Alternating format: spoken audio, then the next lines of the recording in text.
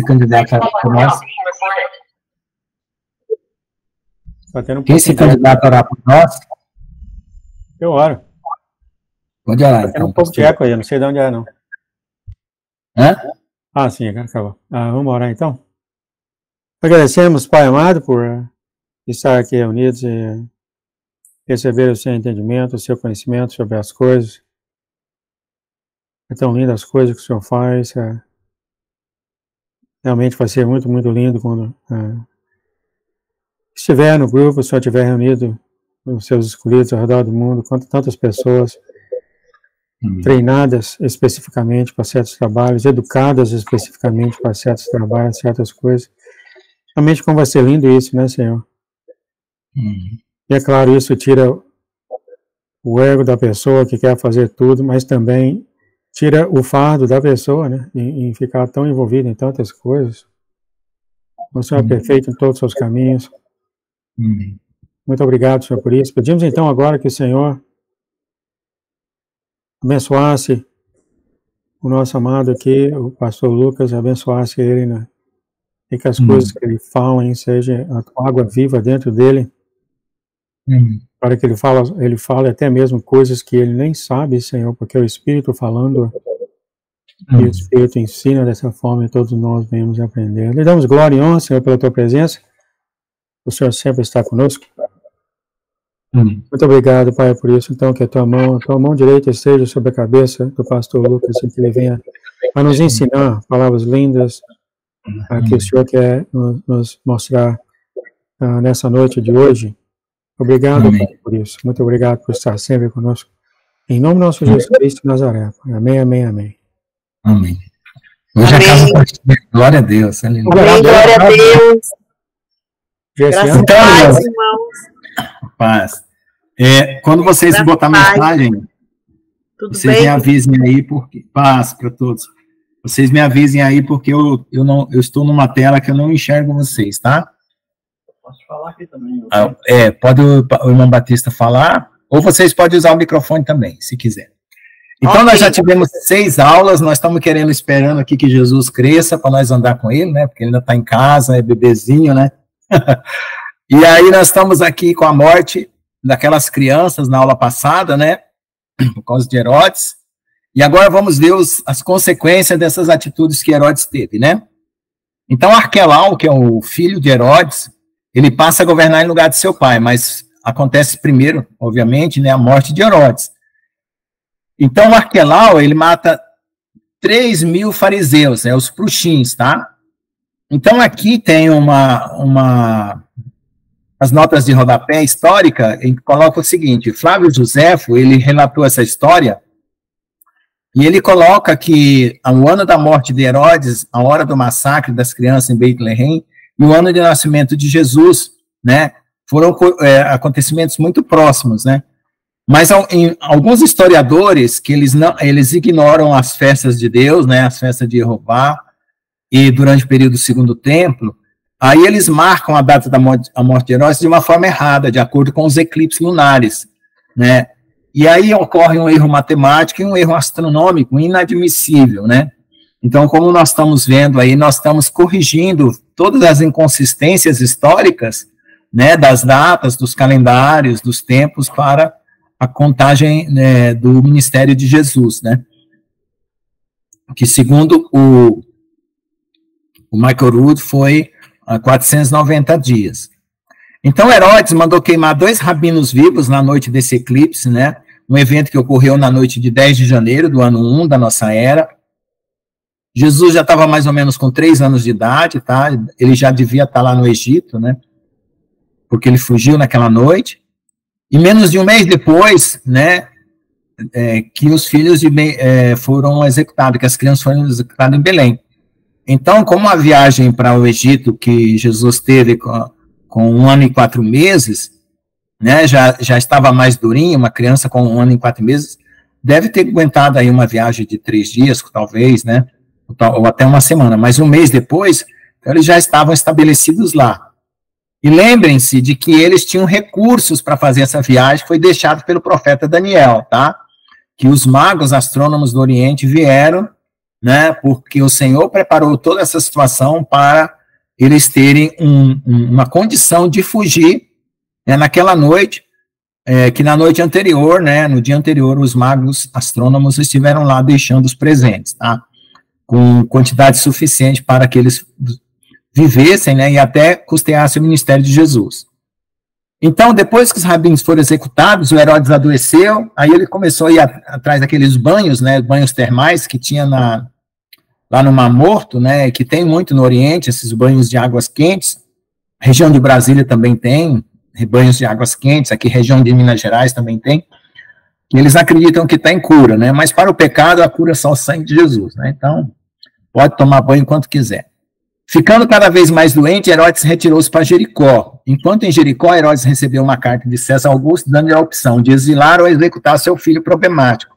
Então, ele tinha 2 ou 3 filhos, que, se eu não me engano, e aí esse Antípatro, ele era muito bagunceiro, muito problemático, causava muito problema para o Império Romano, e o Herodes era o rei. Então, o imperador romano disse assim, ó, você dá um jeito no seu filho aí, né? Ou então você cai fora e dá o trono para outro, né? Então eu acredito, né, pelo que está na história, que ele deve ter matado, assim, matou sim, 5 dias depois ele matou o próprio filho. Olha só que tipo de vida que os reis, seguindo, né, os anjos caídos, né, vivem, né? Herodes mudou seu testamento, aí ele passou o governo da Judéia para Arquelau, que era um dos seus filhos. Arquelau realizou um funeral luxuoso, se lamentou pela morte de Herodes por 7 dias, né? Aí houve um motim por causa daquele, por ele ter queimado vivo aqueles 2 rabinos. E os fariseus começaram a se revoltar. Aí ele massacrou 3.000 fariseus lá no Monte do Templo e cancelou a Páscoa nessa primavera, tá? Então, ele cancelou a Páscoa. E aí, depois ele foi chamado para Roma para responder pelas suas impetuosas e prejudiciais ações, né? Então eles vão fazendo um monte de maluquice, um monte de maldade, né? Mas graças a Deus, Deus usa até do próprio Império Romano para punir eles. Uma rebelião ocorreu na Judéia e César chamou o general Varros, né, da Síria, para suprimir o levante. Esse Varros, ele também é um historiador que ele relata muita coisa que é importante na história da igreja, tá? De acordo com a cronologia disponível nas escrituras, registros romanos e observações astronômicas, podemos determinar a seguinte cronologia. Então, nós temos uma sequência de eventos aqui. A morte de Herodes ocorreu depois que ele executou as crianças em Betlehem. Não se pode matar ninguém depois de ser morto, né? Porque os historiadores colocam a morte de Herodes antes, tá, da morte das crianças. Não é possível matar, tá?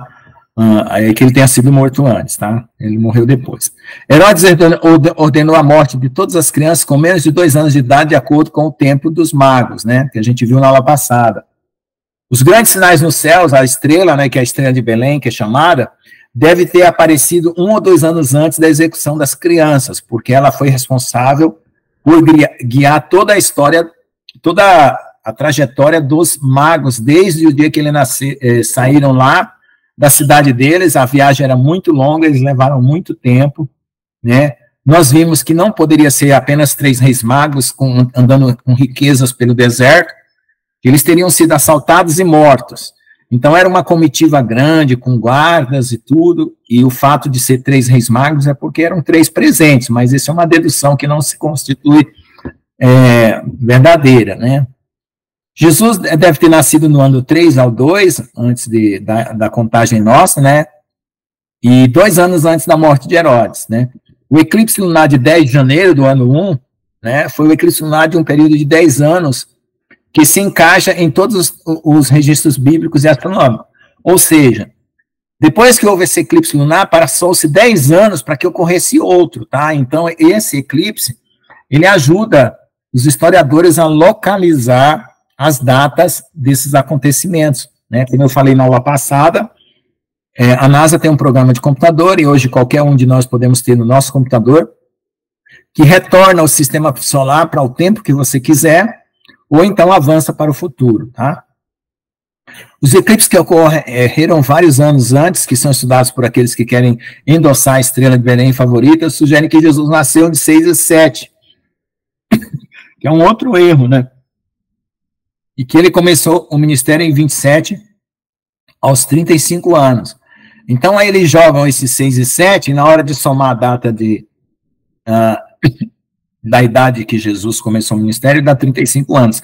E aí, se você jogar para 2 e 3, o ministério de Jesus começa com 30 anos, tá?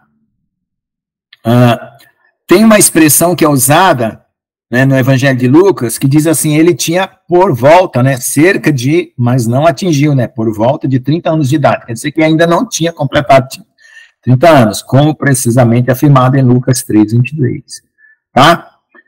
Então, a data que nós estamos agora comemorando, ou seja, cronometrando aqui, né, é o primeiro mês de Aviv, tá? Aviv é o estado da cevada, e é o primeiro mês do calendário judaico. Então, nós estamos exatamente no ano 4000 depois da criação, que corresponde para nós ao dia 1º de abril, tá? De nossa era, no ano 1, tá? Não existe ano 0, tá? Por favor, não existe ano 0, começa a contar do 1, tá?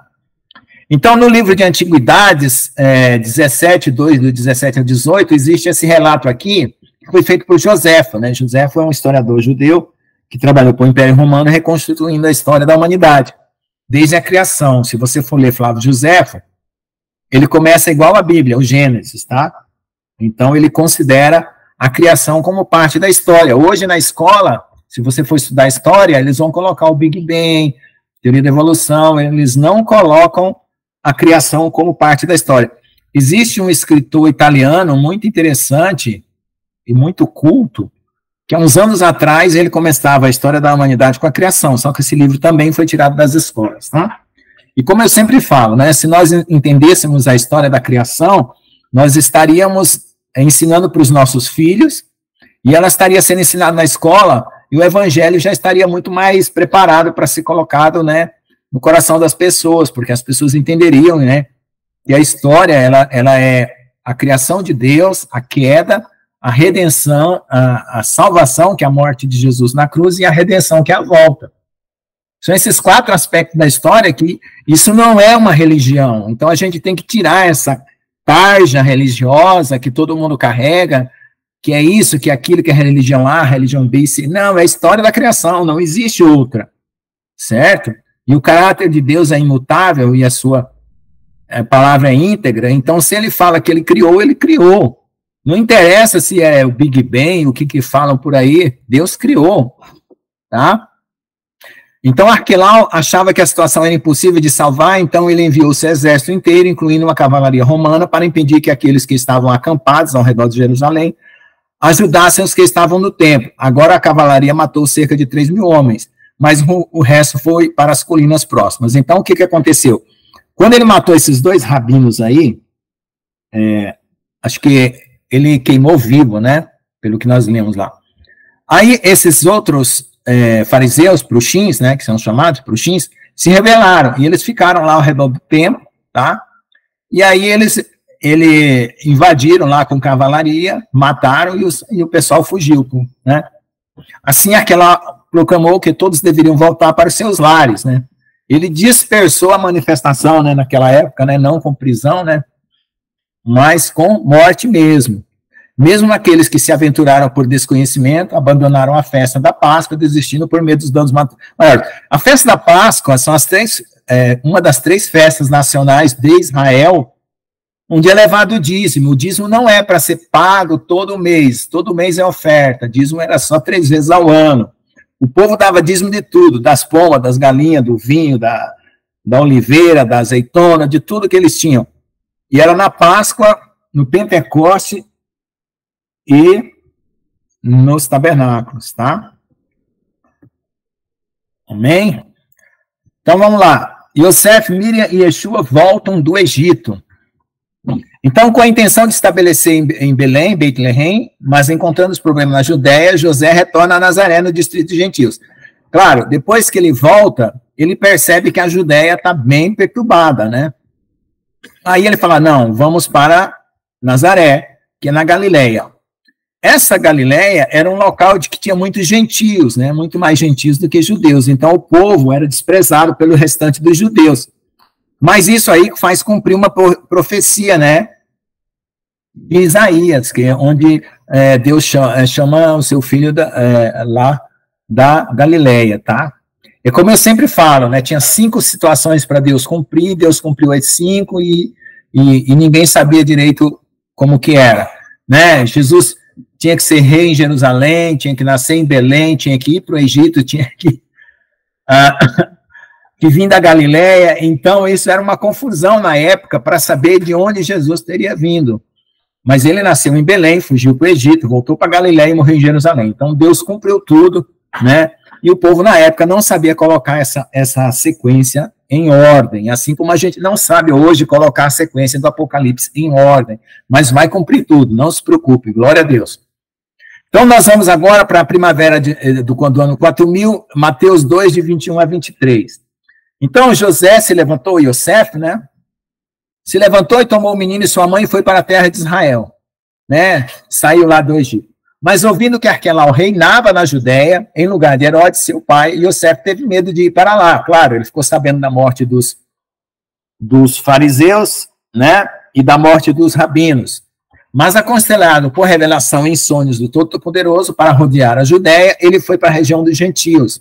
Veio morar na chamada Natsaré, que a gente já explicou, que Natsaré é renovo, é broto, rebento, é aquela árvore que você corta e retorna a nascer, não é nazireu, tá? Para que se cumprisse o que os profetas diziam, certo? Então foi tudo cumprindo as profecias, né? E seria chamado Netzer, um renovo, tá? O general Varres suprime essa rebelião que houve por causa da morte dos rabinos. Roma envia o general Varro da Síria para conter os distúrbios que surgiram com o massacre de Arquelau na Páscoa, e socorreu enquanto Arquelau estava em Roma para garantir o trono de seu pai, tá? Então, a profecia que Jesus é chamado dentre os gentios lá, Galileia das Nações, está em Isaías 9, de 1 a 2, então é algo que também vocês podem conferir. O profeta Yeshayahu, que é Isaías, tá? Fala Yeshayahu em hebraico, profetizou que haveria um renovo que brotaria do tronco da família de Jessé e suas raízes, e um Netzer brotaria. Um Netzer é um broto que cresce a partir do seu sistema de raízes, né, original, mas brota posteriormente em uma distância do seu tronco original. Os profetas nos dizem que o Messias, filho de Davi, seria um tissemá, que é um rebento do tronco de Davi. Mas Isaías nos diz algo muito específico sobre aquele tissemá, que será um Netzer. Um Netzer crescerá a partir da raiz original, mas será removido com o tempo e no local da árvore original da família do rei Davi, né?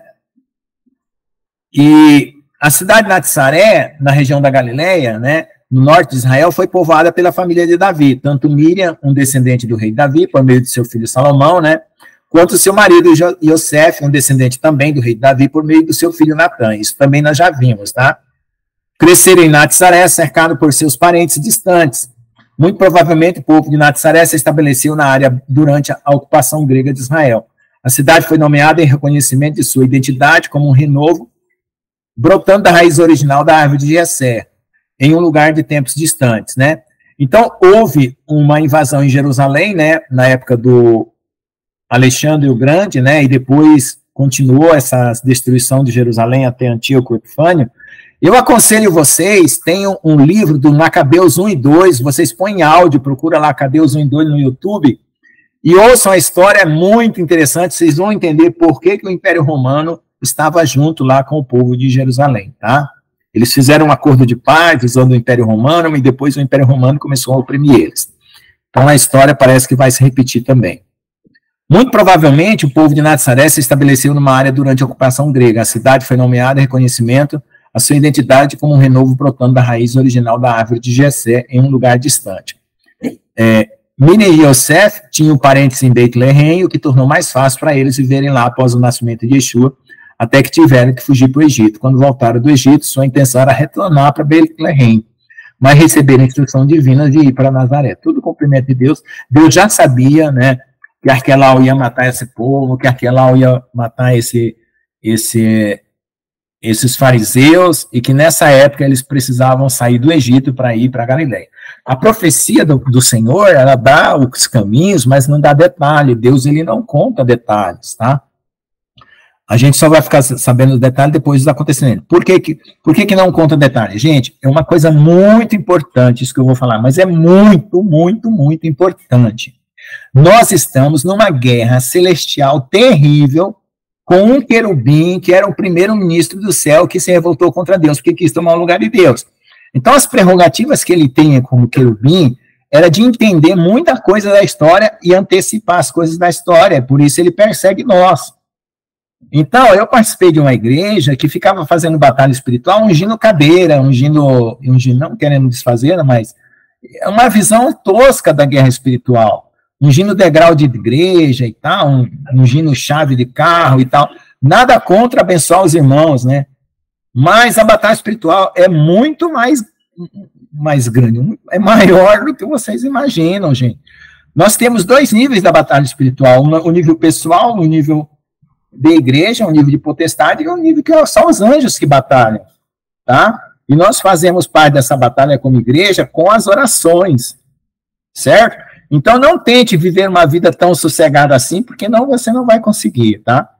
É melhor você lutar essa guerra, ganhar sua coroa de vida eterna e herdar o céu para você desfrutar toda a eternidade, do que você viver aqui nessa terra querendo se dar bem, né? Como alguém pode se dar bem se o seu país está em guerra com o outro? Não existe isso, né? Então o povo vive atrás de ser feliz, vive atrás de tanta coisa. Tudo bem que Deus abençoa, nada contra. Mas lembre-se, quando você for atacado, não é uma ocasião estranha, não. Ser atacado é uma coisa normal numa guerra. Então vigie, ore, esteja atento, porque é isso que acontece mesmo. Nós não somos desse mundo. Tá certo? E agora nós entramos na última semana de Daniel, então a coisa vai ficar bem intensa, mas segure-se no Senhor. Foco em Jesus. Foco em Amém. Jesus. Amém. Não se foque nas pessoas, não se foque em ninguém na igreja, em nada, nem na direita, nem na esquerda, nem em política, nem volte para trás, nem abaixe a cabeça com depressão, nem se exalte com rebeldia ou com arrogância. Seja humilde, aceite o que Deus tem, aguenta firme, né? Porque na hora que Deus botar a coroa na sua cabeça e você for transformado, acabou, irmão, eternidade. Aleluia. Eternidade. Foque na eternidade, foque em Jesus, tá bom? Vamos lá. Então, quando Arquelau partiu para Roma e Varro foi ocupar Antioquia, Sabino avançou sobre Jerusalém e tomou possessão dos reis. Isso é uma parte que está em Antiguidades 17:222, que é um livro de Flávio José, tá? Flávio José escreveu e ajuda a completar essa história. Mas Varro enviou parte do seu exército ao redor do campo em busca dos responsáveis pela revolta, né? E os perseguiram mesmo.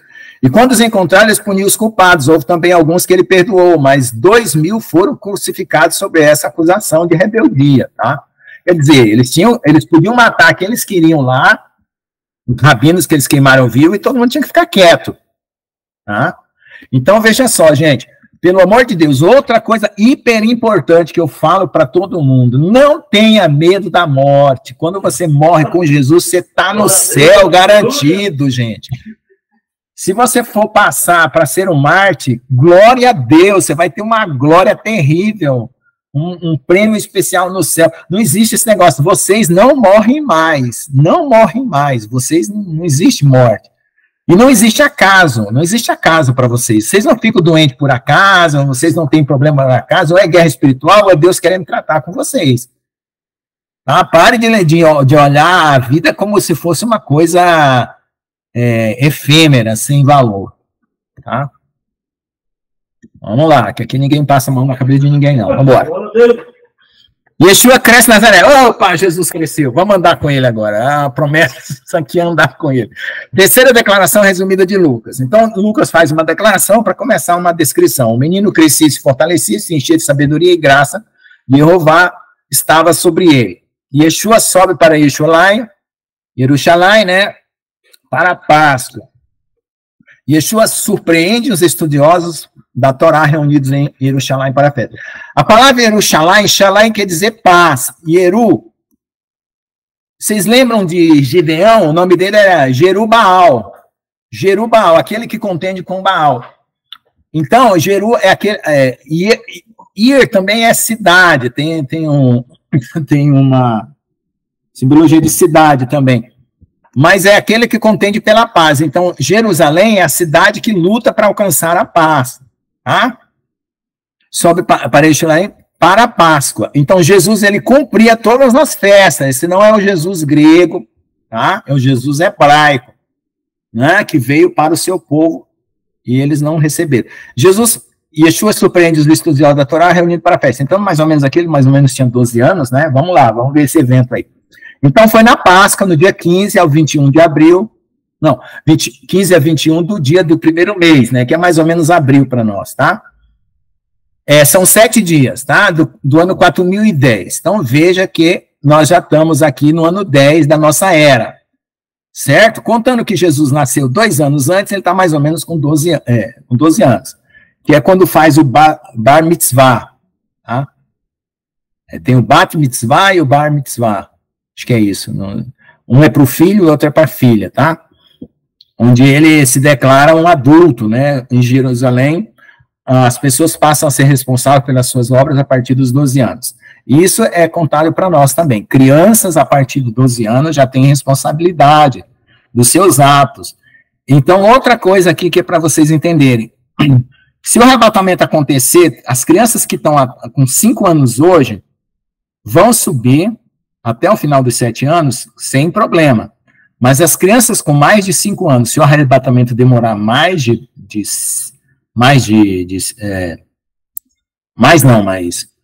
se demorar 7 anos, né? Porque o arrebatamento vai demorar, talvez, vai ser menos, se Deus quiser, né?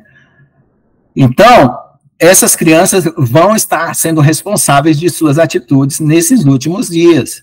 Então, orientem as crianças sobre o temor de Deus, tá? E a fé em Jesus, para não cair no mundo, porque hoje a sedução em cima das crianças está muito grande, tá? Então, fique de olho nas crianças com maiores de 5 anos de idade. A 7,5 dá 12, tá? Vamos lá. Este incidente no Templo de Jerusalém, né, nos dá todas as informações necessárias correspondentes aos 3 primeiros anos de Yeshua. Aos primeiros anos de Yeshua, não os 3. Aos 12 anos de idade, sua compreensão da Torá e dos profetas e suas respostas às perguntas mais difíceis da lei da Torá surpreende completamente os estudiosos da sua época. A versão grega nos diz que o entendimento de Yeshua era extreme, completamente além da compreensão.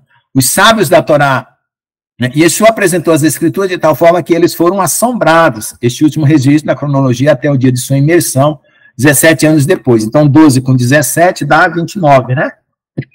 Então, Jesus foi se batizar lá com João Batista com 29 anos.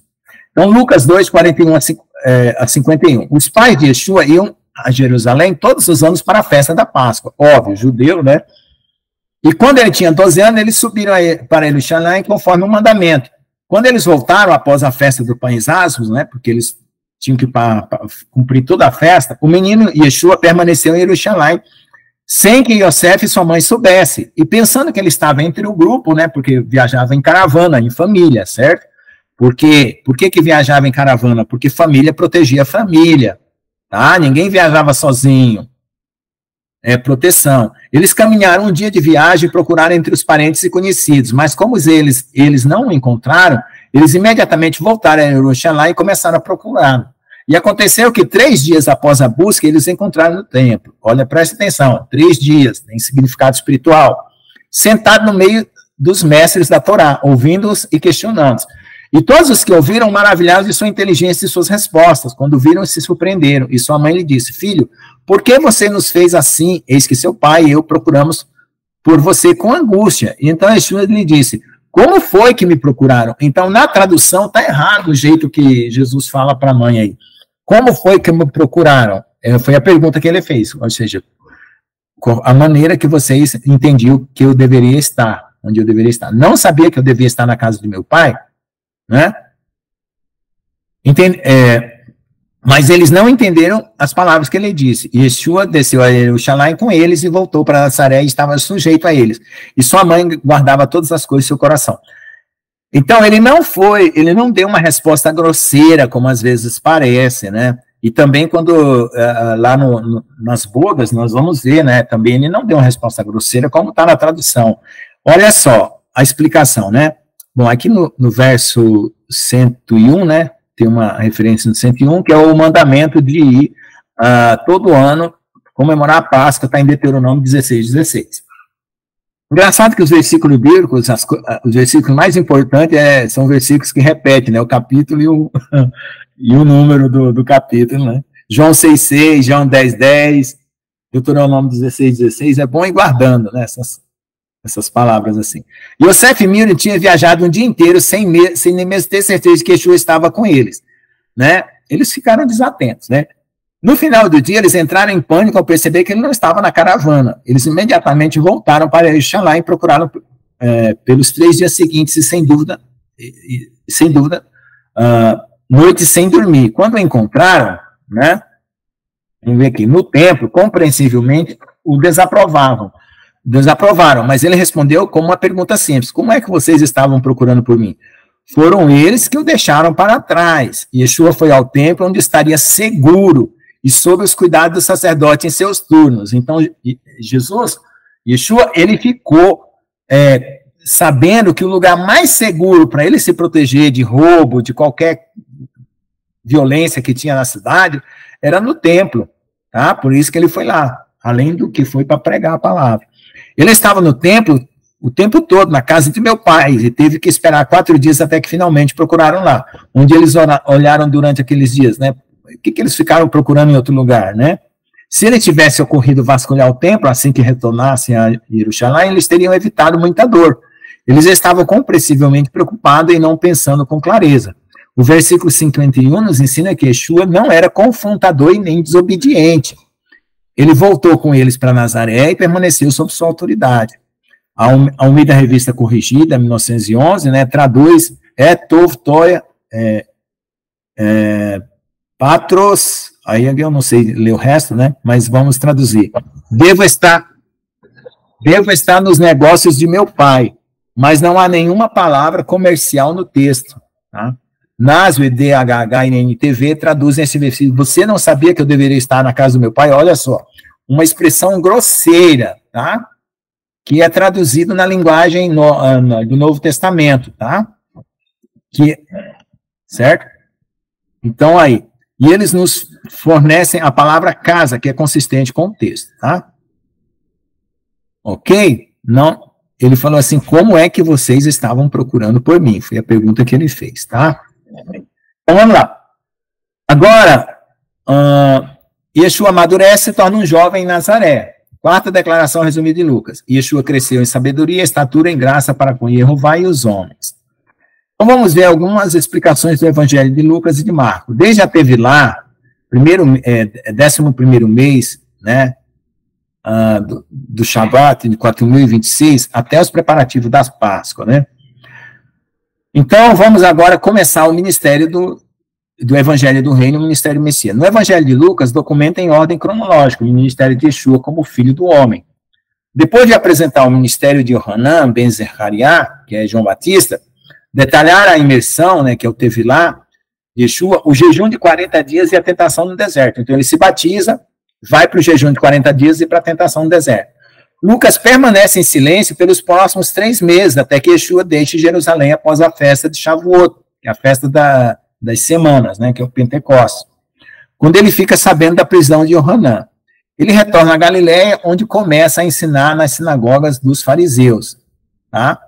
Lucas conclui seu evangelho com a ascensão, mas continua seu registro cronológico no ministério de Yeshua em Atos dos Apóstolos. Tá? Então, Atos dos Apóstolos chega a ser uma sequência do evangelho de Lucas. Obrigado, irmão. Ali, Lucas detalha os eventos que levaram à conclusão do ministério de 70 semanas de Yeshua, que culminou no último dia da festa da primavera de Jeová, que é o Pentecostes, quando ele batizou seus discípulos com o Espírito Santo. Então, Yeshua começa o seu ministério, tá? E conclui época do Pentecostes com o batismo do Espírito Santo, tá bom? O Evangelho de Marcos, tá? Ele começa com o batismo de João e termina com o batismo do Pentecostes, que é o batismo do Espírito Santo, tá? E dura 70 semanas. Evangelho de Marcos começa com o início do Evangelho de Yeshua, o Messias, em seu papel de servo. Não há registro genealógico fornecido por Marcos, por isso não é relevante para a sua perspectiva.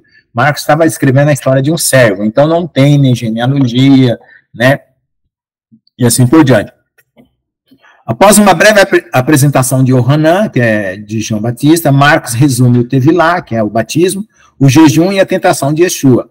Em seguida, ele continua com as atividades do ministério de Yeshua, que ocorreram 3 meses depois, quando ele começou a ensinar na Galileia, depois do Shavuot. Marcos confirma a ordem cronológica de Lucas. Evangelho de Mateus. O Evangelho de Mateus não registra eventos em sequência cronológica exata, mas, em vez disso, pinta o quadro geral de um rei, ou do rei, né, que estabelece as regras do seu reino eterno. Ele detalha o Tevilá, né, que é o batismo, o jejum de 40 dias, a tentação no deserto, e então permanece em silêncio até resumir a prisão de Yohanan e a subsequente chegada de Yeshua na Galileia após a festa de Shavuot. Mateus esteve presente no Sermão da Montanha e começa seu relato detalhado logo depois, quando se junta à companhia dos discípulos no final da primavera. Então, por isso que o Sermão da Montanha está bem detalhado no Evangelho de Mateus. Nós já falamos aqui que o Evangelho de Mateus, ao contrário do que os teólogos pensam, ele foi escrito originalmente em hebraico. O Evangelho de João começa 40 dias após o batismo de Jesus, né, o Tevilá, com o testemunho de João Batista e Yohanan ben Zechariah, dirigido aos levitas e Kohanim. No dia seguinte, Yeshua saiu do deserto e Yohanan anunciou Yeshua como o Cordeiro de Deus. E o registro diário de suas atividades continua até o final da festa de Shavuot, quando Yeshua descobre que Yohanan foi preso. Né? O registro de João faz uma pausa, enquanto Mateus, Marcos e Lucas retomam a narrativa, enquanto Yeshua parte para a Galileia e começa a ensinar nas sinagogas dos fariseus. João, então, se juntará aos outros autores do Evangelho para registrar um único milagre e nos permite, né, o que permitiu sincronizar a cronologia completa do Evangelho, a multiplicação dos pães e peixes para alimentar 5.000 pessoas no final do verão, 2 dias antes do dia das trombetas, Yom Teruah. João fecha seu registro com a declaração de Yeshua é o Messias, Filho de Deus. Então, como eu falei aí quando eu anunciei o curso, que houve 2 eventos, né, que foram usados para nós estabelecermos essa cronologia, que foi a multiplicação dos pães, o único milagre que está nos 4 evangelhos, e o dia que Herodes matou as crianças lá, tá? Junto com aquele eclipse. Evento 30, Yohanan ben Zechariah Hakoin faz um chamado para Tevilá. Então, aqui, João Batista vai fazer aquele chamado para o arrependimento nas margens do Rio Jordão. Então, nós estamos já no inverno de 4026 depois da criação, no 15º ano do reinado de Tibério César, certo? Do ano 26, 27 da nossa era. Mateus 3, 1, 12, Marcos 1, 1, 8 e Lucas 3, 1, 18. Agora, vamos lá. Naqueles dias veio Yohanan ben Zechariah pregando no deserto da Judéia e dizendo, arrependei-vos, porque o reino dos céus se aproxima, pois este é aquele de quem falou o profeta Isaías, quando ele diz, voz daquele que clama do deserto, preparai o caminho de Jeová, endireitai seus caminhos. E Yohanan estava vestido com pelos de camelo e tinha um cinto de couro ao redor de seus lombos. E sua comida era gafanhotos e mel silvestre. Então a gente sabe que Yohanan recebeu o Espírito Santo, foi na aula passada, desde o ventre, e ele teve que viver desde a infância no deserto. Ele não fugiu para o Egito, porque ele correu perigo de ser morto, tá? E como ele foi cheio do Espírito Santo desde criança, ele aprendeu a viver no deserto, tá? Então foi providência de Deus. E saía ao seu encontro as pessoas de Jerusalém, de toda a Judéia, de toda a província ao redor do Yarden, em Jordão, e fazia Tevilá a imersão por intermédio dele no Jordão, Yarden, né? Confessando os seus pecados. Né? Então, veja só. O anúncio do nascimento de Jesus foi restrito aos pastores e à família. O anúncio de João Batista foi ao todo o povo judeu, porque o pai dele era sacerdote. Jesus teve que fugir para o Egito e João Batista teve que se esconder no deserto, porque ele ficou muito mais conhecido como profeta. Então ele teve que ver no deserto. Foram as duas formas diferentes que Deus livrou, tá? Então Deus, ele não repete as coisas, ele livra cada um da maneira como ele quer e pela sabedoria dele. Tá? Vamos ler alguns comentários antes de começar o verso 7.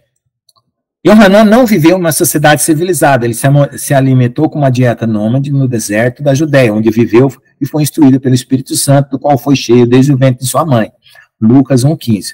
Os gafanhotos são permitidos na Torá, e têm sabor delicioso quando cozinhados no fogo, assados e mergulhados no mel. Quando houver praga de gafanhoto, vocês armam aquela redezinha de pesca e pesquem gafanhotos, porque depois que a praga passa, devora tudo quanto é plantação, mas você ainda pode comer o gafanhoto, né? Dependendo do gafanhoto, você pode. Aí não passa fome depois da praga. A palavra batismo é uma transliteração da palavra grega batisma, que é carregada de conotações pagãs. E o Hanan estava praticando algo que era muito familiar a todos os israelitas desde o nascimento. Todos os israelitas sabiam o que é uma tevilá, que literalmente significa imersão, fazia parte da prática contínua de arrependimento, purificação e renovação. Essa tevilá, eles faziam uma vez por ano, e às vezes quando eles renovavam os pactos de fidelidade ao Senhor, tá?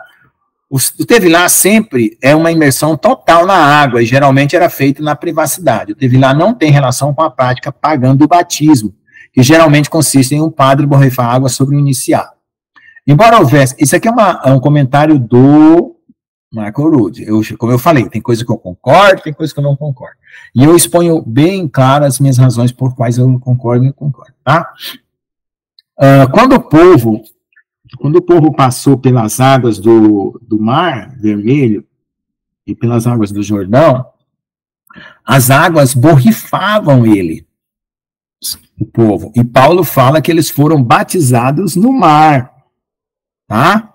Então, às vezes, falar que o tevilá do borrifamento não é válido, isso é complicado, né? Isso aqui é judeu. Judeu vai defender a maneira judaica de fazer.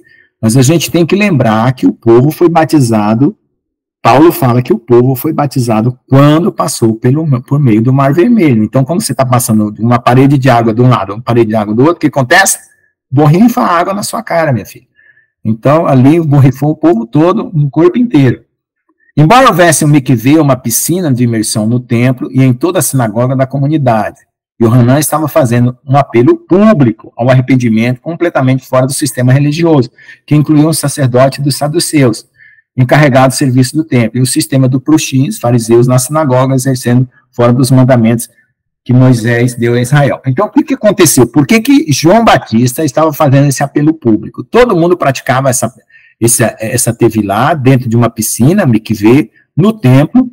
E por que ele saiu para fora? Olha lá, sair para fora é a mesma palavra que é usada para igreja, eclésia, sair para fora. Ele saiu para fora do sistema religioso dos fariseus, que cuidavam das sinagogas, e dos saduceus, que cuidavam do templo. Por quê? Porque estavam corrompidos, certo? O sistema dos sacerdotes era comprado e era indicado pelo Império Romano, não era por descendência de Arão. Veja que João Batista era descendente de Arão e não pôde ser sacerdote, né? É o pai dele sim, mas ele não. Então, e os fariseus dominavam as sinagogas com os seus ensinos farisaicos humanos, acrescentando coisas à lei de Moisés, tá bom? Vejam o Evangelho do Reino Declarado e na introdução que detalha as informações necessárias sobre os pruxins e sadoquim. Isso aqui já foi lido na primeira aula, tá? O que são os pruxins, o que são os fariseus e sadoquim. Então, vamos voltar aqui. Né? Então, eu vou voltar aqui no verso 7, né? Que eu tinha parado aqui, no verso 7. Onde foi? Parei, não sabia. Não, isso aqui eu já li, né? Onde foi? Tá. Aqui, no 17. Quando ele viu que muitos pruxins, fariseus e saduceus vieram, tá, ao seu tevilá, eles tinham um tevilá deles, mas eles vieram ver o de João. Ele lhes disse: geração de víboras, quem ensinou a vocês a fugirem da ira que se aproxima. Tá? A ira de Deus se aproxima. Por que que a geração é de víboras? E por que que a ira de Deus se aproxima? Prestem atenção. Geração de víboras, é isso que vocês têm que pensar. Um povo que se misturou com anjos caídos, eles têm uma prática religiosa diferente da fé. É esforço próprio. Tá? Esforço de meditação, hinduísmo, certo? Xamanismo. Todas essas religiões pagãs é um esforço de elevação espiritual. Não é um evangelho que desce o Espírito Santo, que você crê e Deus te eleva. É um esforço espiritual. E o Senhor Jesus condena esse esforço espiritual. Porque quem quer se esforçar espiritualmente para alcançar o céu, sem a justiça de Jesus, é Satanás tentando retornar. Se vocês não sabem, Satanás, depois que caiu no céu, tentou várias vezes retornar para o céu, para destruir Deus, destruir a criação de Deus, que é o que ele hoje quer fazer aqui na Terra. Então, preste atenção, a nossa fé não é de esforço próprio. A nossa fé é de rendição a Deus, é diferente. Aquele homem que se jogava na piscina lá, que quando as águas mexiam, era um anjo caído que mexia as águas e curava o povo, e o povo se esforçava para se jogar lá dentro. E era uma falta de amor, porque ganhava a cura quem ia primeiro, ninguém preocupava com o outro, e Jesus chegou lá e curou. Tá? Lembre-se disso, a única explicação que eu vi definitivamente correta desse evento foi esses dias no livro do Evangelho de Mateus, aqui explicado pelo pastor Célio. Exatamente, tome cuidado com essa religião de esforço próprio, é fé e rendição a Deus, tá? Coração quebrantado e contrito e rendido ao Senhor, eu creio e recebo, vasculha meu coração, limpa meu rim e minhas entranhas e vamos para frente, tá? Aleluia. Vamos embora.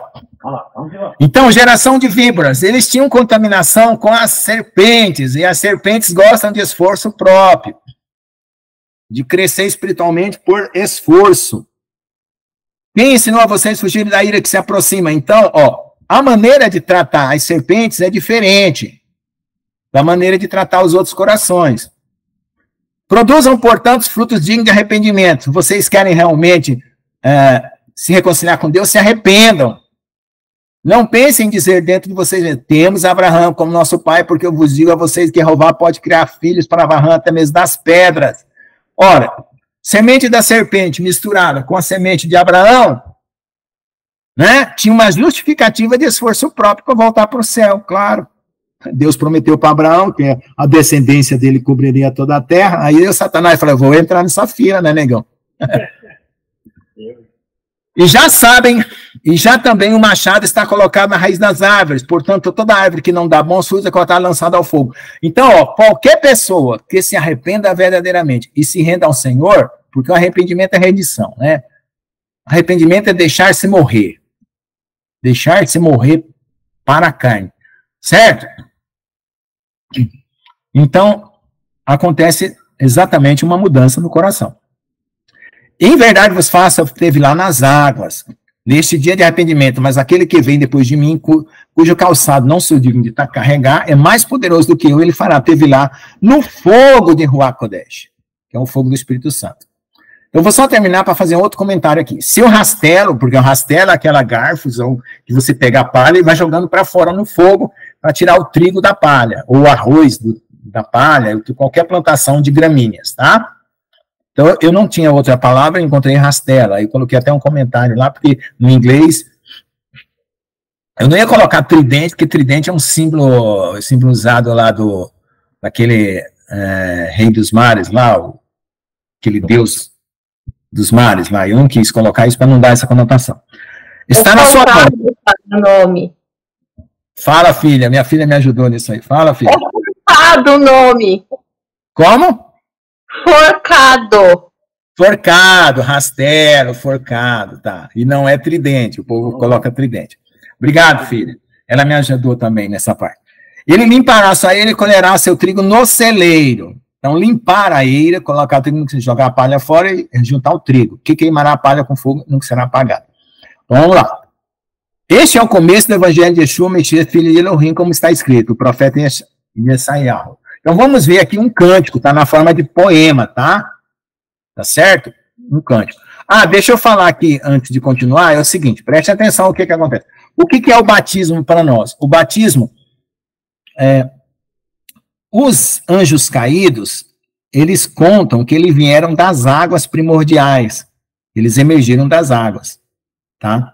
Então, é como se eles saíssem de lá, e nós estamos voltando por lá, tá? Então, quando você mergulha dentro das águas primordiais, você aparece lá no Kairos, o tempo de Deus. É um caminho reverso dos anjos caídos, tá? Por isso que o batismo é um símbolo importante, tá? Porque aqueles que se acham deuses vieram das águas e não se submergem, não retornam, tá? Vamos lá. Glória a Deus. Aqui está derrubando tudo quanto é coisa errada. Está destruindo, está moendo aqui. Glória a Deus, como um torvelinho, o Senhor falou. E nós vamos moer como um torvelinho. Glória a Deus. Vamos moer. Então, vamos lá. Eis que envia uma mensageira diante de ti, o qual preparará o teu caminho diante de você. Voz do que clama no deserto, preparai o caminho de Jeová, façam retos os seus caminhos. Tá? E o Hanã faz tevilá no deserto e pregava a tevilá do arrependimento para o perdão dos pecados. E iam ao seu encontro toda a província da Judéia e todos de Jerusalém. Faziam tevilá por intermédio dele no rio Iarden, que é Jordão, confessando seus pecados. E o Hanã estava vestido com pelos de camelo, e tinha um cinto de couro ao redor de seus lombos, e comia gafanhotos e mel silvestre. E pregava dizendo, venha após mim aquele que é mais poderoso do que eu, a quem não sou digno de encurvado, desatar a correia do seu calçado. Essa frase aqui eu quis traduzir da melhor maneira possível, mais próxima do hebraico, tá? Eu, na verdade, tenho feito a você esteve lá com água, mas ele fala, você esteve lá com o Ruach Kodesh. Então, irmãos, ter o Ruach Kodesh, que é o Espírito Santo de Deus, é o crivo definitivo da salvação e da redenção, tá? Deus não dá o seu Espírito Santo para depois perder no coração das pessoas. Cuidado com essas doutrinas aí, tá? No 15º ano do Império de Tibério César, sendo governador da Judéia, Pôncio Pilatos e Herodes, o tetrarca da Galileia, o seu irmão Filipe, o tetrarca da Itureia e da província de Traconida, e Lisânias, tetrarca da Bíblia. Então, nós temos aí vários reis, o Império, e vários reis da Galileia, né, da Itureia, da Traconídia e da Abilinha. E sendo o sumo sacerdote Anás e Caifás, veio a palavra de Jeová para Jehoram ben Zerariah a correr no deserto, tá?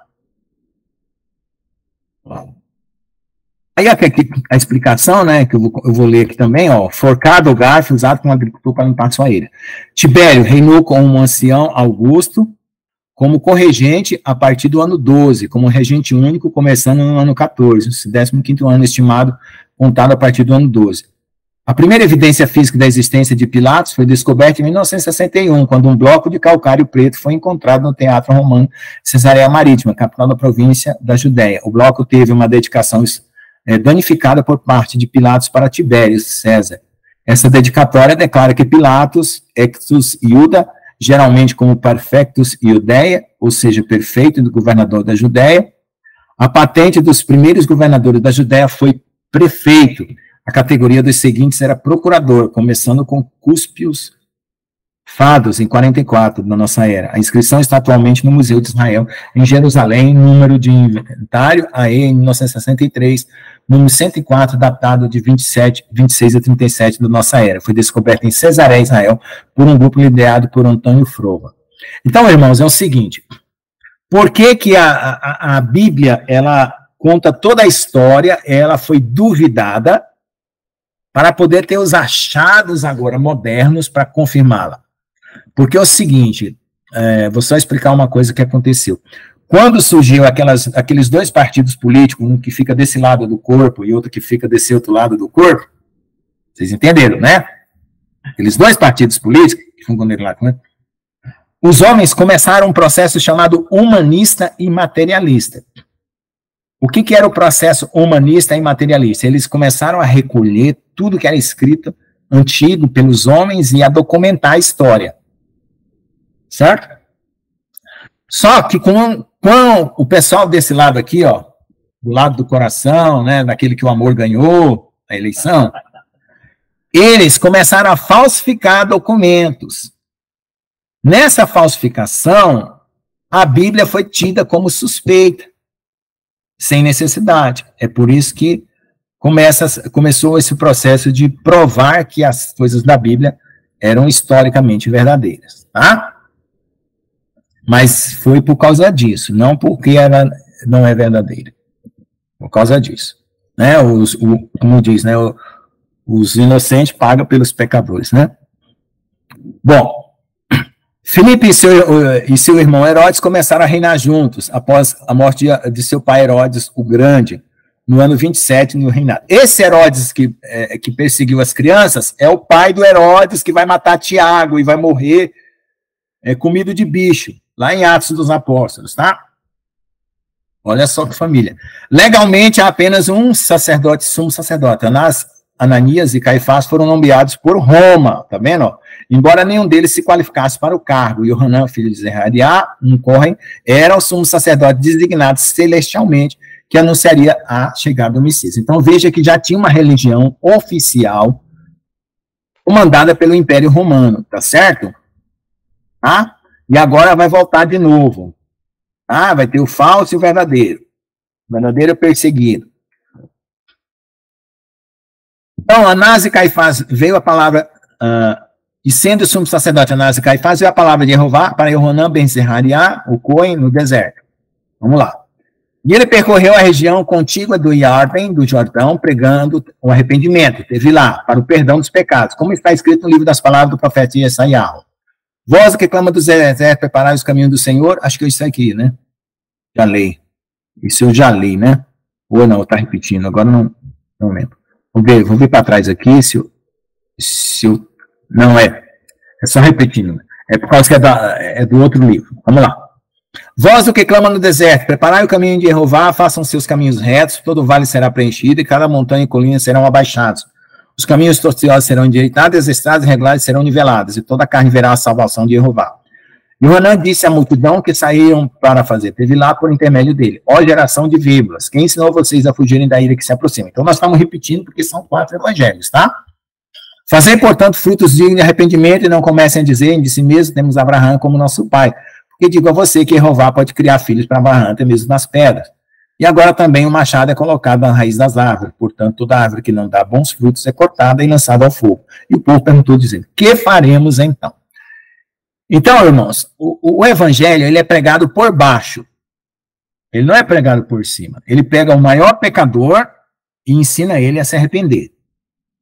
Certo? Se o seu bairro está sendo julgado por Deus, ele vai ser julgado pelo maior pecador que tem no seu bairro. Se ele se arrepender, quem tiver para cima está premiado, né? Então, veja só. Ele estava pregando arrependimento para a raça de víboras. Se as raças de víboras se convertessem, os outros que já tinham um coração mais preparado também se converteriam. Certo?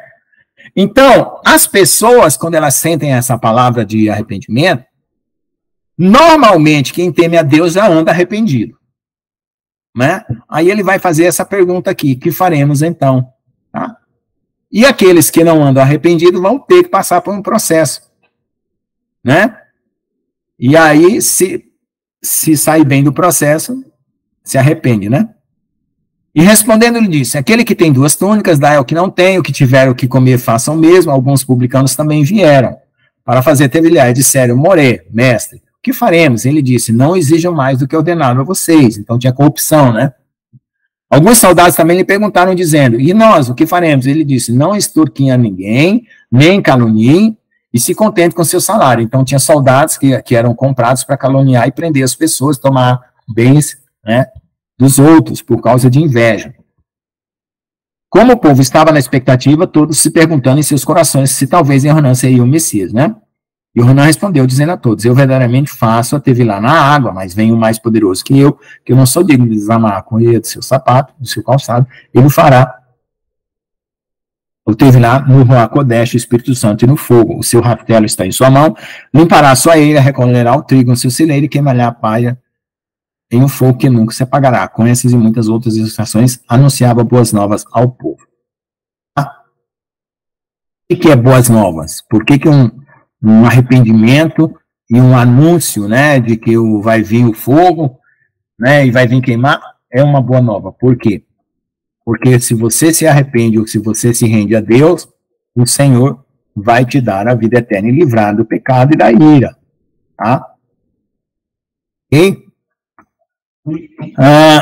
Os publicanos eram cobradores, já estou terminando para nós começar os comentários. Os publicanos eram cobradores de impostos, funcionários públicos do governo romano. Os israelitas que trabalharam como funcionários públicos, burocratas, sob o governo romano, coletavam impostos e executaram os éditos de Roma sobre os seus concidadãos. Frequentemente arrecadavam mais do que o necessário e guardavam o restante para uso pessoal. Os romanos construíram estradas com pedágio em todo o Império Romano.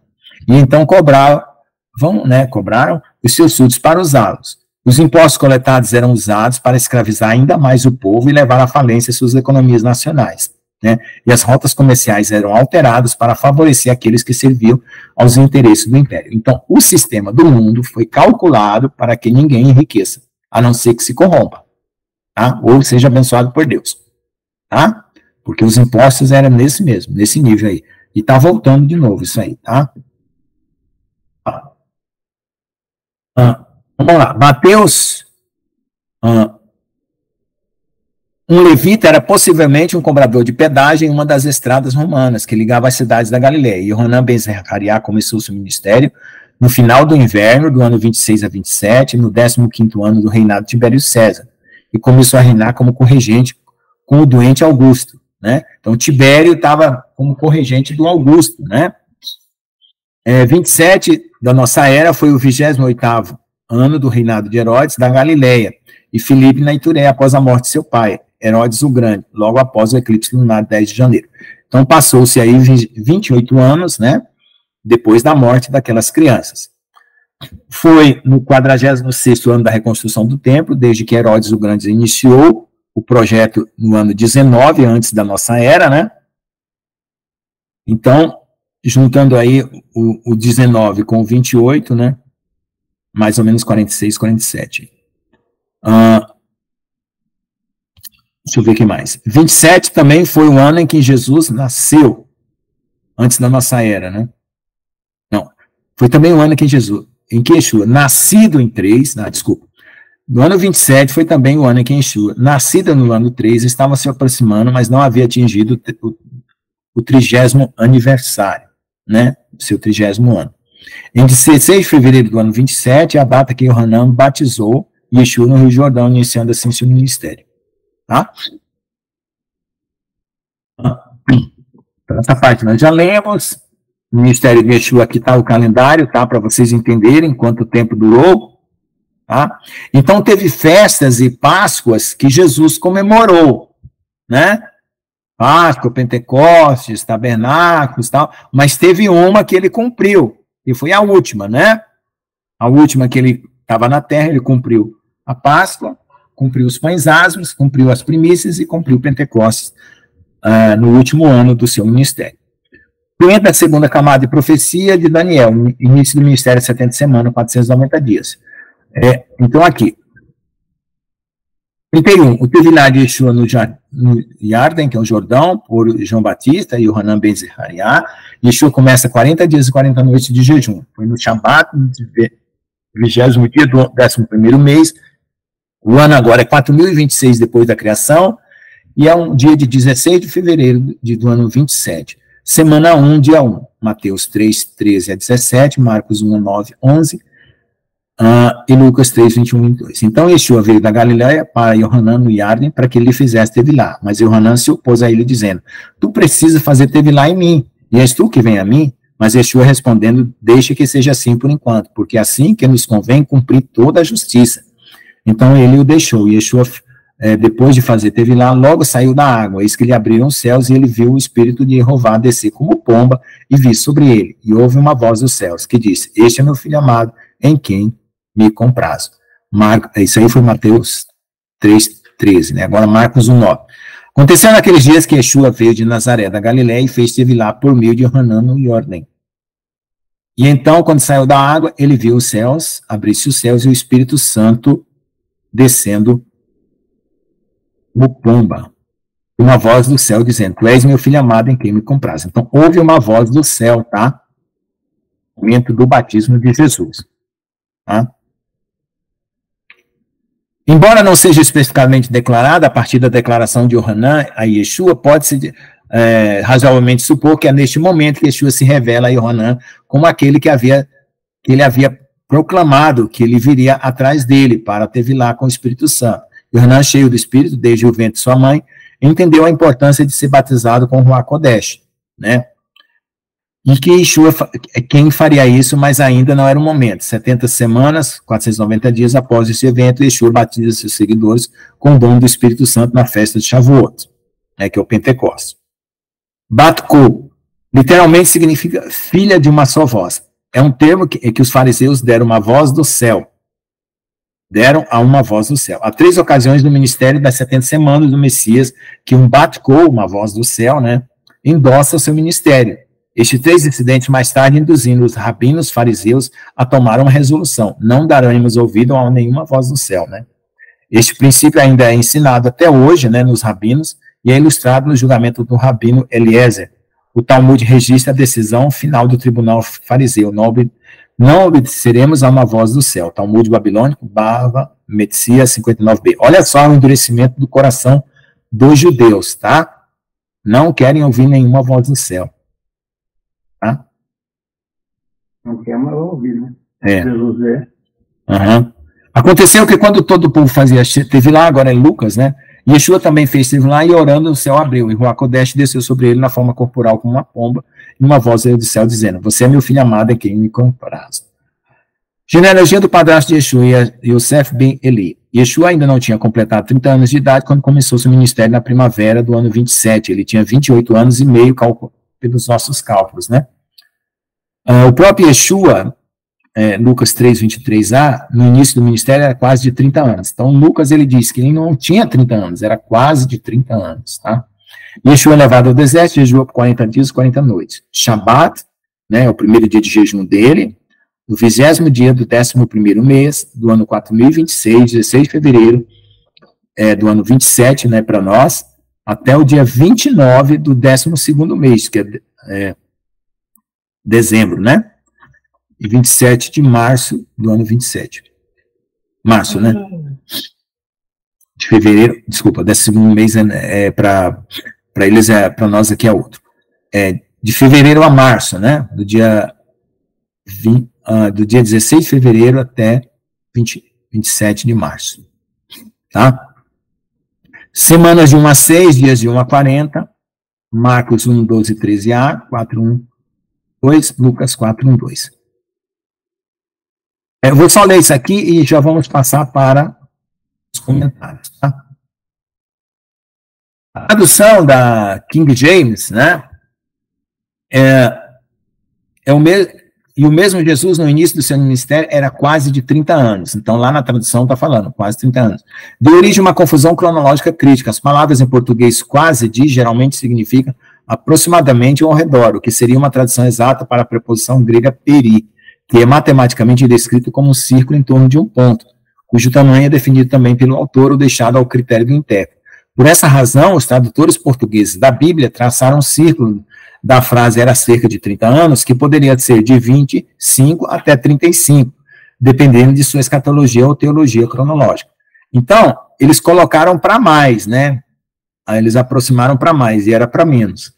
No entanto, a palavra grega que foi traduzida do quase de, não é peri, mas é rosei, que significa cerca de, ou ainda não tendo atingido a quantidade de tempo. Portanto, Yeshua ainda não havia atingido os 30 anos de idade. Na cultura oriental, quando uma criança nasce, esse é o seu primeiro ano. Então, lá as pessoas não completam um ano depois de um ano depois, né? O primeiro ano é quando a criança nasce. Enquanto no Ocidente, uma criança não é considerada como tendo atingido um ano antes de sua primeira festa anual de aniversário. Na época do Tevilá, batismo de Yeshua, ele ainda não tinha Rosei, né? 30 anos. Ele estava no 29º ano de sua vida, como seria considerado na contagem dos gentios ocidentais. 28 anos e meio de idade. Veja também a nota em Mateus 17:1, no evento 119. Tá? Então, aqui tem a sequência, né? Para você ver aqui que está se aproximando do 30 anos, tá? Certo? Então, o 30 anos começa em 15 de Tishri, no 29º aniversário, e Yeshua tinha cerca de 30 anos nessa época, tá? Então, tem um gráfico aqui explicando. Depois de deixar o Yarden, o Jordão, o Espírito impeliu para o deserto, ele ficou no deserto 40 dias. Então, Yeshua foi conduzido pelo Espírito no deserto para ser tentado por Satã, e depois de jejuar 40 dias, 40 noites, ele teve fome. Outra coisa, irmãos, quando vocês jejuarem, procurem jejuar não para passar fome, mas para ficar na presença de Deus. Quando você está interessado em terminar um trabalho de escola, fazer um vestido que você quer terminar, você fica sem comer, sem beber, né, e faz aquela dedicação, não é?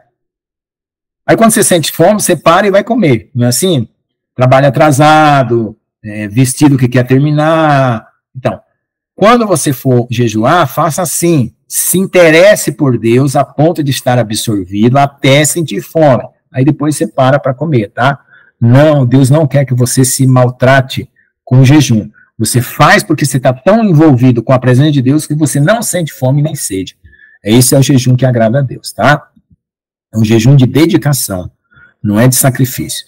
Yeshua, cheio de Ruach Kodesh, voltou ao Jordão, foi conduzido pelo Espírito ao deserto por 40 dias, e foi tentado por Satã. Ele não comeu nada naqueles 40 dias, depois do qual teve fome. Então, por que Jesus começa a jejuar 40 dias? Então, aqui nós vamos parar a aula aqui. Por que Jesus começa a jejuar 40 dias? Alguém já perguntou por que não foi 39, 26, 27, 55, 62? Hã? Por quê? Alguém tem uma ideia? Sabe por quê? Porque o povo foi reprovado 40 anos no deserto. E Jesus tinha que substituir aquele povo reprovado por uma condição aprovada para redimir o seu povo. Então ele passou 40 dias para representar os 40 anos no deserto, para restaurar o seu povo, e naquela aprovação foi reprovada.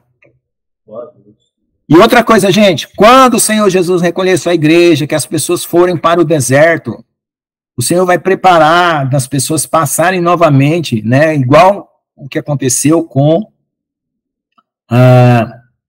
o povo que saiu do Egito. Então, nós vamos ter essa aprovação novamente se repetindo aí, tá? Então, lá em Apocalipse 12, fala que a mulher fugiu para o deserto, e as águas, né, e o dragão lançou águas, e a terra ajudou e engoliu as águas. Então, não é para murmurar, se for o caso, tá? Para vencer essa aprovação e alcançar Jerusalém celestial. Amém, irmãos? Alguém quer comentar? São 21h17, nós vamos até as 22 horas no máximo, mas 9h30 dá para nós terminar hoje, né? Vamos lá, cada um faça o seu comentário dentro do que aprendeu e do que gostaria de comentar. Pode falar, pastor Jonas. Amém, glória a Deus, aleluia, né? Amém, Jesus. É isso aí mesmo.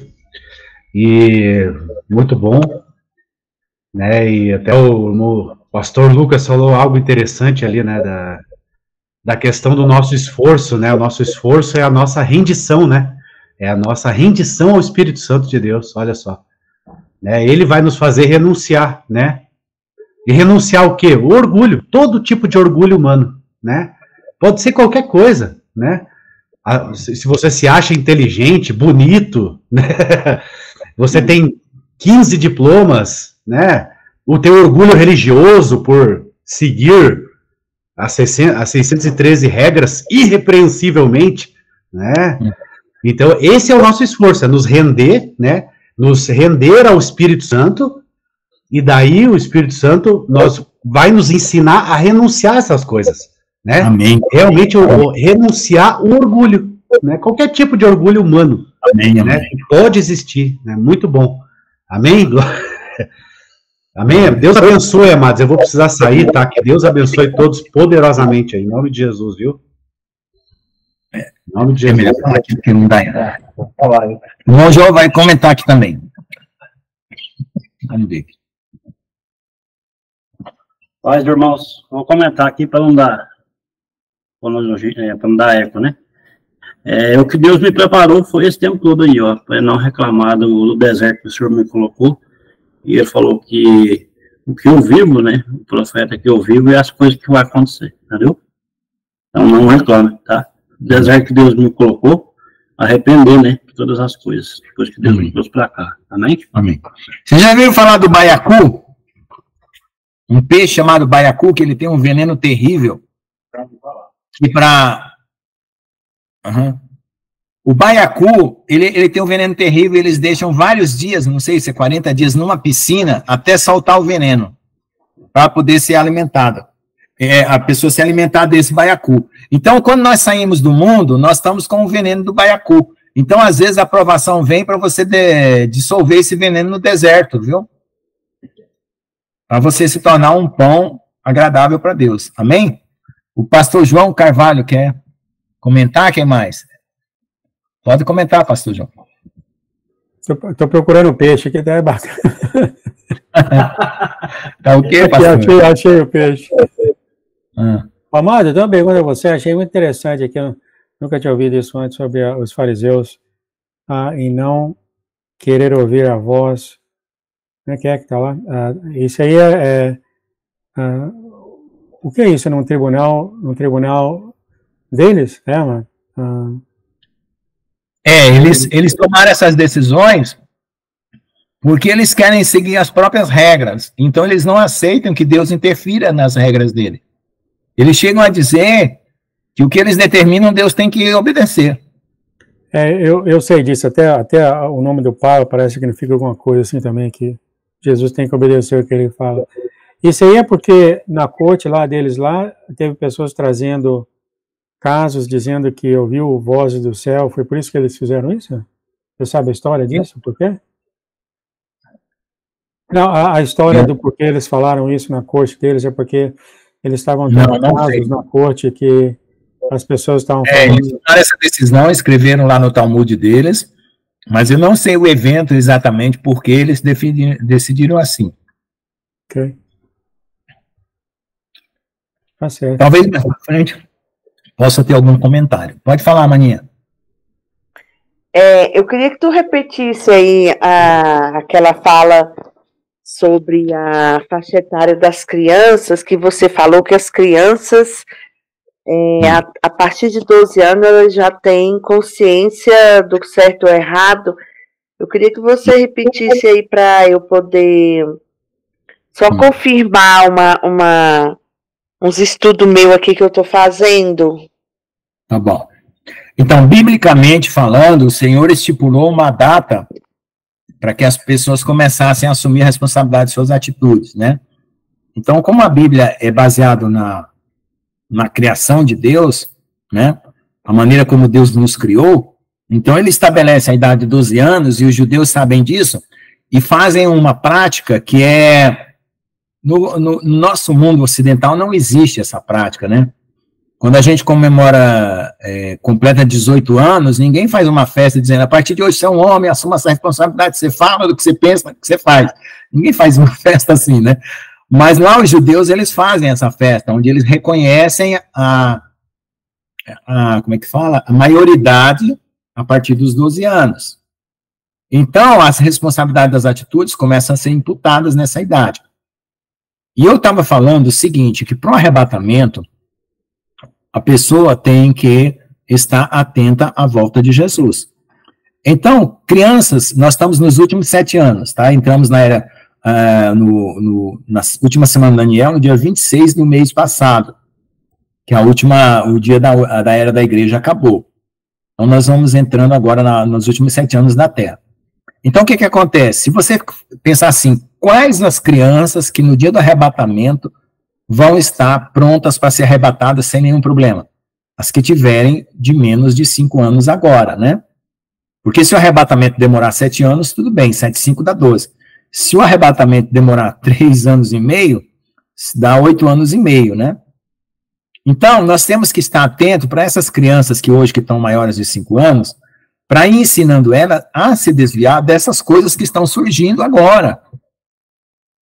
Né? É claro que as outras também, mas eu quero dizer que a idade em que elas vão ser imputada às suas atitudes, vai estar bem próximo dessa data. Né? Batismo 12 anos de idade? É. Uhum. Então é mais um alerta sobre o que está acontecendo hoje com as crianças, né, que é a mudança de sexo, essas perversões que estão vindo, para orientar as crianças para que elas não venham, né, a ter que assumir responsabilidade dessas decisões estúpidas, né, que estão tomando aí. Tá bom?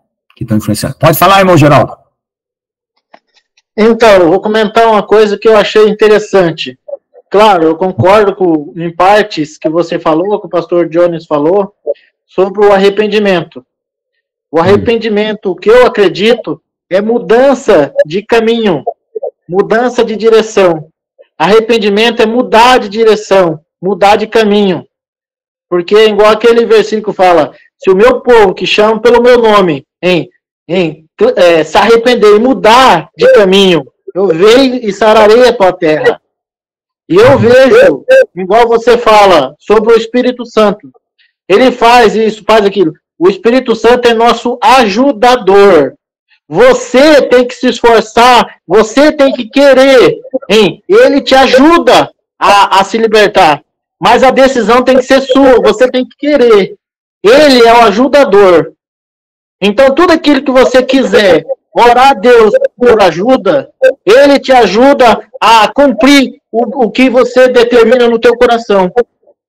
Se você quer estudar, fazer uma faculdade, fala, Deus, me ajuda a fazer uma faculdade. Mas se você não levantar cedo, ir para a escola, pagar, sofrer e correr atrás, você não vai fazer. Ele te ajuda. Mas a decisão tem que sair de você. Você tem que se esforçar. Não é só por esforço para falar assim, não, eu vou conseguir sem pedir ajuda. Você tem que pedir ajuda do Espírito Santo. Aí ele vai te ajudar. Ele vai te auxiliar naquilo que você quer fazer. Por quê? Se for da vontade de Deus, tudo dará certo. Com aquilo tem que convergir. Por isso que muitos falam, mas eu não consigo libertar. Mas você tem que pedir ajuda. E se afastar, se afastar dos maus caminhos. Você tem que se afastar do pecado. Você tem que abandonar o pecado. Que o Espírito Santo te ajuda em te libertar. Ele é o ajudador. Mas se você não se esforçar, como que isso vai acontecer? Tem que sair de dentro de você. Igual a pregação de Jonas. Ele pregou que ia destruir a cidade. Mas o povo foi lá e jejuou. Eles mostrou arrependimento. Eles mudaram o seu mau caminho. E Deus falou que ele se arrependeu. Eu não vou mais destruir essa cidade. Por quê? Porque eles mostrou o arrependimento. Mudou de caminho. Mudaram de direção.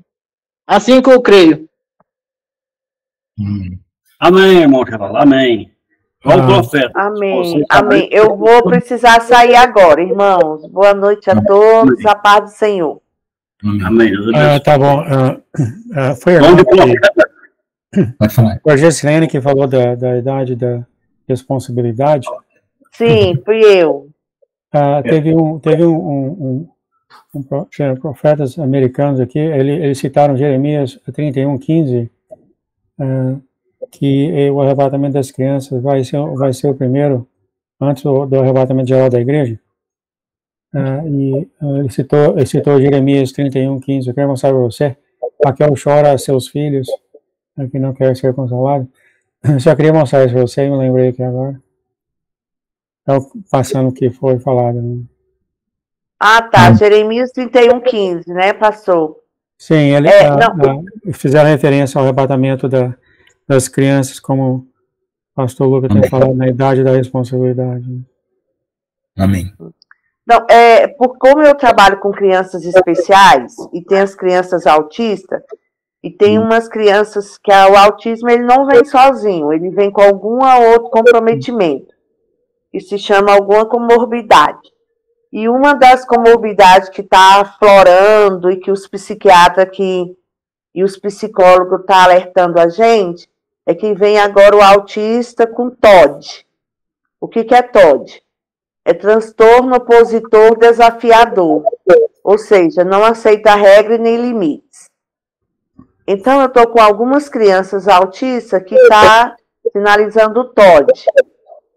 Mas aí eu falo para as mães o seguinte: gente, você tem que começar a educar seu filho desde a hora que nasce. Desde a hora que nasce, você já começa da educação de berço, por isso chama educação de berço. Então, a criança fazer o que quer, deixar fazer o que quer, mesmo tendo um comprometimento autista, agora tudo é TOD. Ah, o menino fala o que quer, só quer o que quer, manda na mãe. Eu digo, a criança hoje está com 3 anos, 4 anos. Quando a criança tiver 9 anos, vai matar você. Eu falo para a mãe, vai te matar, mãe.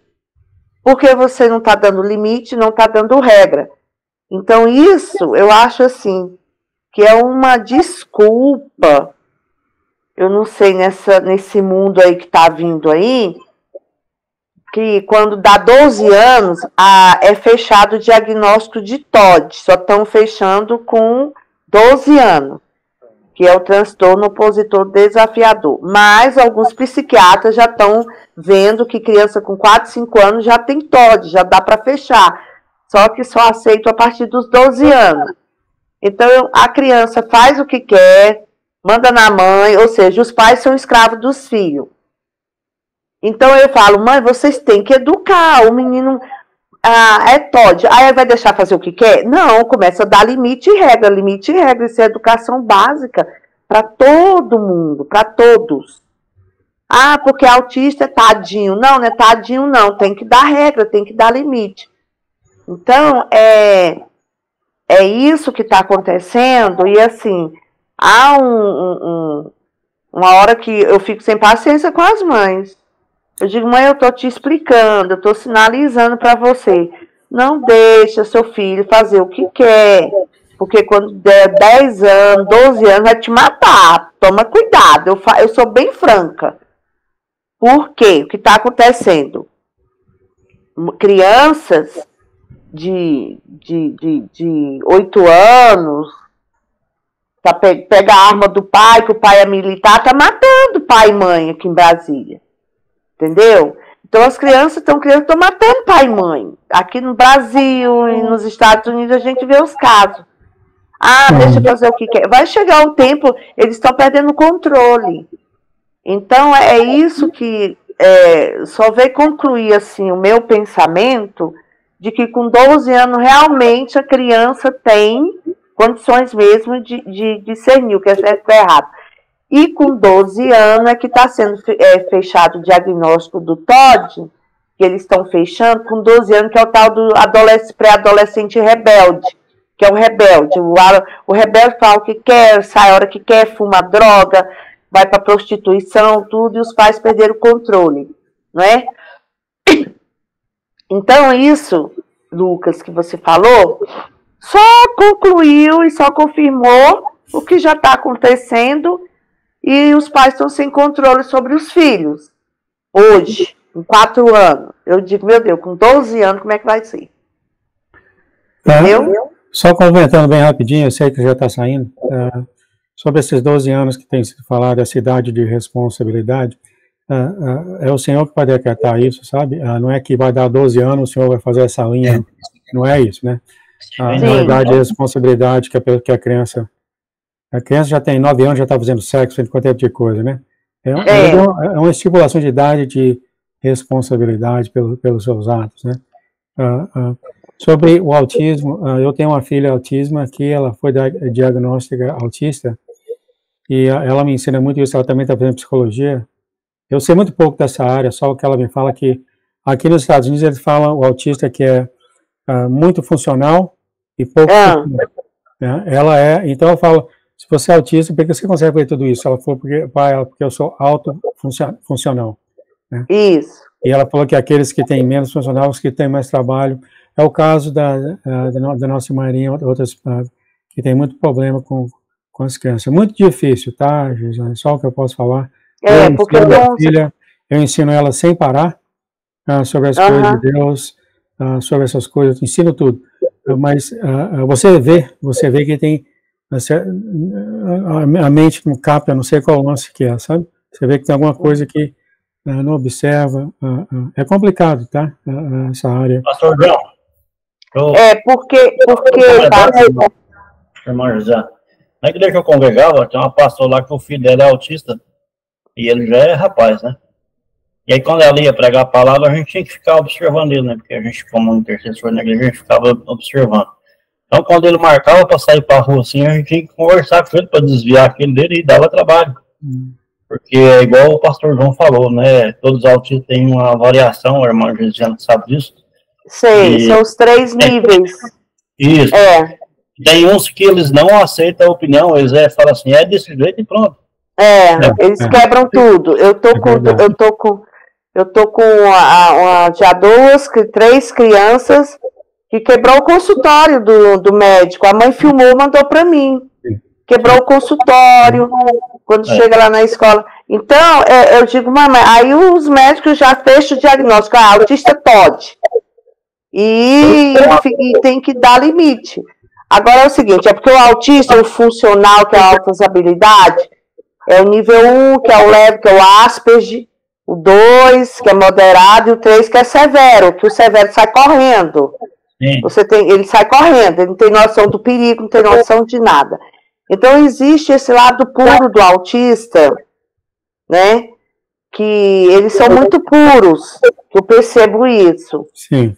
Mas essa questão desse transtorno opositor desafiador, que os psiquiatras já estão colocando, que já existe há muito tempo, mas eu acho assim, a mãe tem que dar disciplina, porque na Bíblia mesmo fala que a gente não tem que dar a vara à criança até os 6 anos, a psicologia fala que até os 6 anos você forma a personalidade da criança até os 6 anos, onde fecha a personalidade. Mas eu tenho certeza que os pais começarem a educar, a disciplinar, porque o autista aprende por repetição. Toda criança aprende por repetição e imitação, e o autista mais ainda, porque tem o que é baixo funcional, que eles demoram mesmo a entender as coisas, você tem que repetir muitas vezes para poder ele entender o movimento. Né? Tem um casal de amigo meu que o filho dele é autista. Aí eles colocou cor em tudo, tipo assim, cor na água, cor no copo assim. Água, café, leite, eles colocou uma fitinha de cor. Aí ele já sabe tudo. Como não pode sair pra rua, eles colocou uma cor lá, não pode sair pra rua. Ele olha aquela cor e não sai da sala pra fora. Porque se não colocar isso, o que vai na mente eles faz? Se você pedir um copo com água e não colocar uma listinha lá com aquela cor da água, ele põe lá no filtro e deixa derramar lá, entendeu?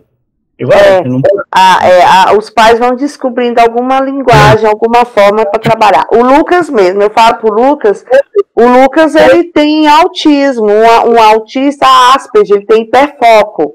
Qual o hiperfoco dele? É estudar a Bíblia, desenvolveu nos estudos. Então o autista ele tem um hiperfoco por alguma coisa, ou música, ou matemática, ou cálculo, alguma coisa, eles são muito inteligentes na área de cálculo.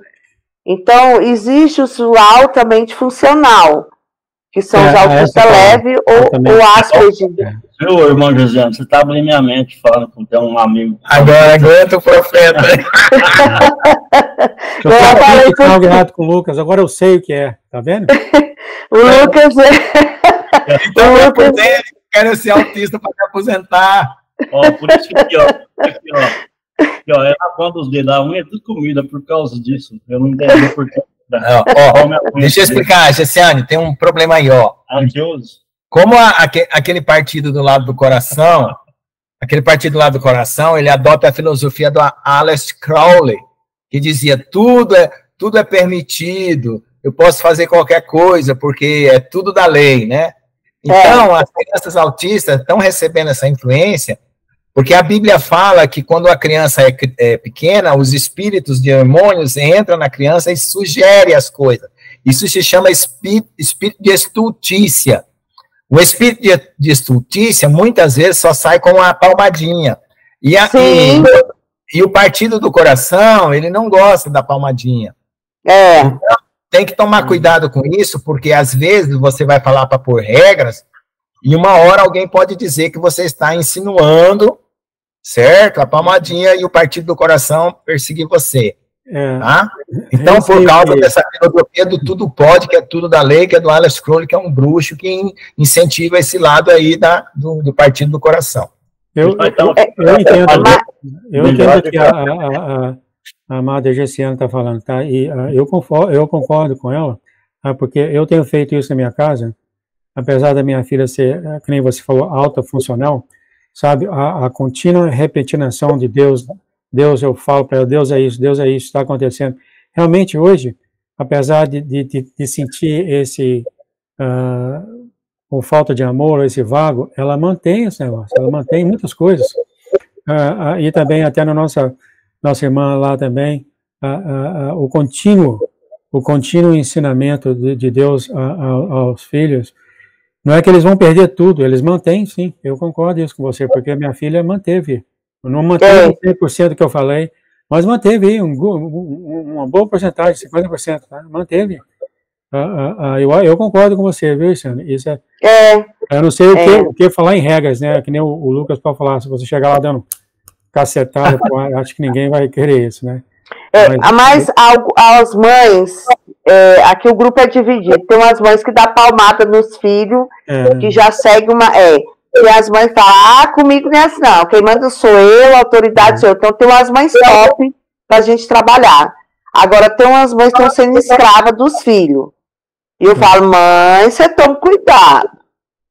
Até 6 anos vai fechar a personalidade, a partir dos 7 anos você vai só ir moldando, porque 6 anos você toma cuidado. Então, as mães que dá palmada, as mães que repreende, a mãe que está ali dando a vara mesmo, mas é uma vara de palmadinha, 3 palmadinhas, ela está vendo o efeito que tá bom. Eu digo, gente, a palmada, a dor, faz bem para o cérebro. Isso é comprovado cientificamente.